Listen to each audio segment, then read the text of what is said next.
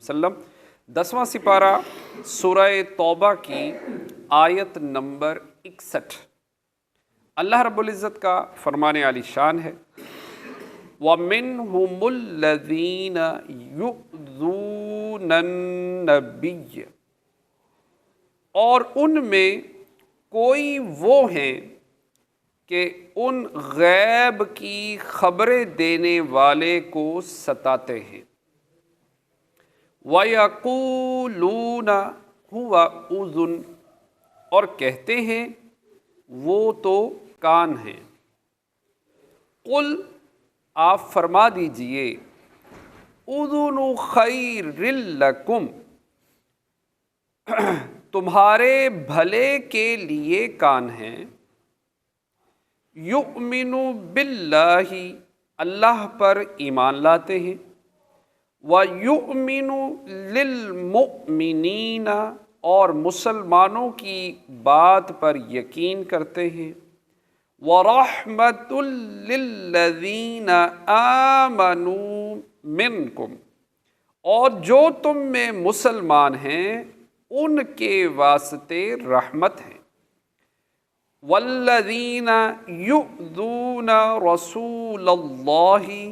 اور وہ جو رسول اللہ کو ایذا دیتے ہیں، لَهُمْ عَذَابٌ أَلِيمٌ، ان کے لیے دردناک عذاب ہے۔ منافقین اپنی مجلسوں میں سرور عالم صلی اللہ تعالیٰ علیہ وآلہ وسلم کی شان میں ناشائستہ باتیں کرتے تھے۔ ان میں سے بعضوں نے کہا کہ اگر حضور اکرم صلی اللہ علیہ وآلہ وسلم کو خبر ہو گئی تو ہمارے حق میں اچھا نہ ہوگا۔ جلاس بن سوید منافق نے کہا، ہم جو چاہیں کہیں، حضور اقدس صلی اللہ تعالیٰ علیہ وآلہ وسلم کے سامنے مکر جائیں گے اور قسم کھا لیں گے، وہ تو کان ہیں، ان سے جو کہہ دیا جائے سن کر مان لیتے ہیں۔ اس پر اللہ تعالیٰ نے یہ آیت نازل کی اور ارشاد فرمایا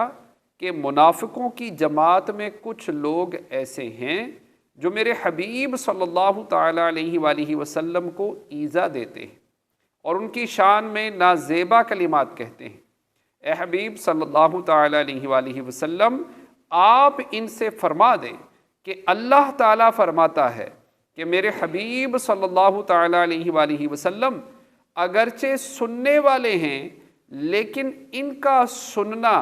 تمہارے لیے بہتر ہے۔ معنی یہ ہے کہ اگر وہ سننے والے بھی ہیں تو نیکی اور بھلائی کی بات سننے اور ماننے والے ہیں، شر اور فساد کی بات سننے والے نہیں۔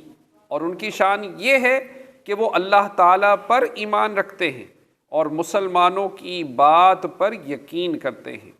منافقوں کی بات پر یقین نہیں کرتے، اور وہ تم میں سے جو مسلمان ہیں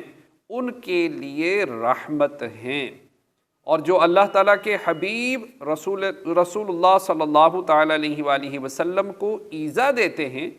ان کے لیے آخرت میں دردناک عذاب ہے۔ یہاں یہ بھی معلوم ہوا کہ سرکار دو عالم صلی اللہ تعالیٰ علیہ وآلہ وسلم کو ایذا دینا کفر ہے، کیونکہ دردناک عذاب کی وعید عموماً کفار کو ہی ہوتی ہے۔ اور یہ بھی معلوم ہوا کہ حضور پر نور صلی اللہ تعالیٰ علیہ وآلہ وسلم پر کیے جانے والے اعتراضات کا جواب دینا اور آپ صلی اللہ تعالیٰ علیہ وآلہ وسلم کی شان بیان کرنا اللہ تعالیٰ کی سنت ہے۔ صلو علی الحبیب۔